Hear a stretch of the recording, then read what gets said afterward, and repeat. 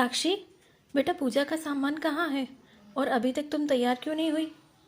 बस mummy, 2 minute, प्रसाद बना लूँ।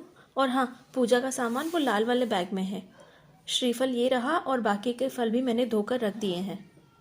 सुन ना बेटा, मिठाइयाँ कहाँ है? अरे मम्मी, आप थोड़ी देर आराम से बैठो, मैं हूँ ना, मैं सब संभाल लूँगी। बस आप यामी का ध्यान रखना। प्रसाद का हलवा बन गया है, मैं 5 मिनट में तैयार होकर आती हूँ। और मिठाई और दूध लेने भाई गया है। और सुन, वो नाश्ते के लिए समोसे। मम्मी, भाई गया है ना, अब तैयार हो जाऊं। ये साक्षी है, महेंद्र जी की बेटी। महेंद्र जी के 2 बच्चे हैं। बेटी साक्षी बड़ी है, विवाहित है और इसी शहर में रहती है। एक बेटा है अमन, किसी बड़ी कंपनी में मैनेजर है। सैलरी भी अच्छी है, दिखने में भी हैंडसम है। कुल मिलाकर यूं कह लें कि विवाह योग्य उत्तम युवक है। महेंद्र जी ने सालों की मेहनत के बाद अपना मकान लिया है। आज उसी के गृह प्रवेश की तैयारी चल रही है। महेंद्र जी और उनकी पत्नी सुधा जी तो पंडित जी के पास बैठे हैं और हवन की तैयारियों में व्यस्त हैं। बाकी की सारी जिम्मेदारी साक्षी ने संभाल रखी है। फिर चाहे वो मेहमानों की आवभगत हो या पूजा से संबंधित कोई भी चीज़ हो, या फिर सबके चाय नाश्ते और खाने की व्यवस्था, सब कुछ साक्षी ने बखूबी संभाल रखा है। हवन शुरू हुआ और साक्षी ने खीर चढ़ा दी। अब मेहमानों का आना शुरू हो गया था। साक्षी रसोई के साथ साथ मेहमानों की आवभगत में भी लगी हुई थी। जो भी आता साक्षी की तारीफ किए बिना नहीं रह पाता। अरे बुआ जी, आ गई आप? कैसी है आपकी तबीयत? मैं ठीक हूँ बिटिया, तुम बताओ, बड़ी थकी हुई लग रही हो। अरे नहीं बुआ जी, वो अरे मुझे मत समझा, मैं जानती हूँ कितनी सारी तैयारियां करनी पड़ती है ऐसे प्रोग्राम में।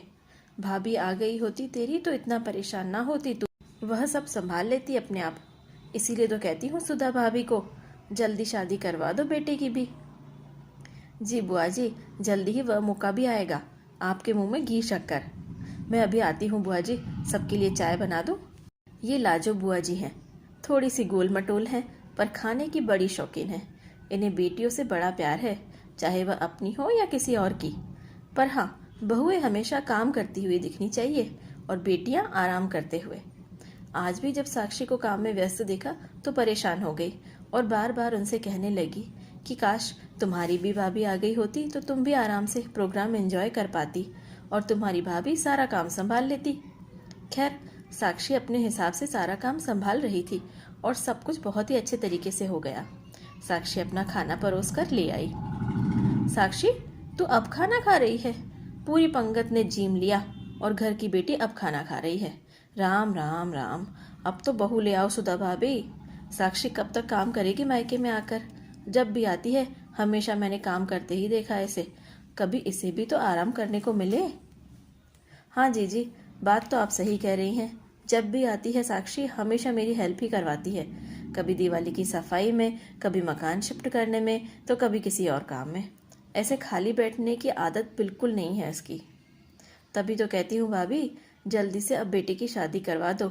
इसकी भाभी आ जाएगी तो सब काम वह संभाल लेगी और इसको आराम मिल जाएगा मायके में। साक्षी खाना खाते हुए चुपचाप बुआ जी की बातें सुन रही थी। थोड़ी देर बाद साक्षी अपने बर्तन किचन में रखकर सबके साथ आकर बैठ गई और बोली, बुआ जी, भाभी तो मेरी बहुत जल्दी आएगी, पर एक बात बताइए, भाभी क्या केवल काम करने के लिए आएगी? बुआ जी, ये उसका ससुराल है और उम्मीद करती हूँ कि वह अपना फर्ज बखूबी निभाएगी, लेकिन यह भी गलत है कि वह केवल काम करने के लिए ही आएगी। घर की बहू केवल काम करने के लिए नहीं लाते, और भी बहुत से उतार चढ़ाव होते हैं ज़िंदगी में, जिनका साथ निभाने के लिए बहुएं आती हैं। मेरी भाभी मेरे भाई का साथ निभाने के लिए आएगी, इस घर में मेरी कमी पूरी करने के लिए आएगी। जैसे मैं अपनी मम्मी को हर ज़रूरी सलाह देती हूँ, मेरे बाद हर ज़रूरी सलाह देने के लिए मेरी भाभी आएगी। मेरे साथ गप्पे लड़ाने के लिए आएगी, और हाँ, मेरी ही तरह आपका मुंह मीठा करवाने के लिए लड्डू की प्लेट लेकर आएगी। बिटिया, ये सब बातें कहने में अच्छी लगती है, ससुराल में तो बहुएं काम करती हुई है अच्छी लगती है। तू कब तक मायके में आकर काम करती रहेगी? बुआ जी भी अपनी बात पर अड़ी थी। अच्छा बुआ जी, एक बात बताइए, मायके में काम करने से क्या मैं घिस जाऊंगी? क्या हुआ जो अगर मेरे मायके में मैंने काम कर लिया? आखिर मेरा भी तो घर है, मेरे भी माँ बाप हैं।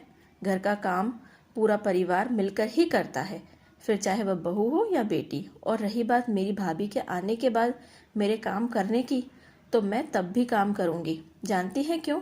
ताकि मेरे आने पर भाभी के सर पर बोझ ना पड़े। अगर पूरा दिन भाभी मेरे आगे पीछे ही घूमती रहेगी तो धीरे धीरे वह मुझसे परेशान हो जाएगी। मेरे आने से अगर वह बोझिल हो गई तो हमारे रिश्तों में दरारें पड़ जाएंगी, और वह मैं बिल्कुल होने नहीं दूंगी। और बुआ जी, मैं तो अपनी भाभी के साथ बराबर काम करवाऊंगी, ताकि घर का सारा काम निपटा कर हम दोनों ननंद भौजाई घूमने जा सके, चाट पताशी खा सके। सुधा भाभी, जरा जल्दी से फ्रेश तो हो आओ, मैं चाय बनाकर लाती हूँ। फिर हम दोनों ननंद भौजाई भी चलते हैं चाट पताशी खाने। क्यों, सही कहा ना साक्षी बिटिया? साक्षी खुशी से मुस्कुराते हुए अपनी बुआ जी के गले लग गई। तो दोस्तों, कैसी लगी आपको हमारी यह कहानी? कमेंट करके ज़रूर बताइएगा। और इसी तरीके की बेहतरीन कहानियाँ सुनने और पढ़ने के लिए हमारा चैनल ज़रूर सब्सक्राइब कीजिएगा। धन्यवाद।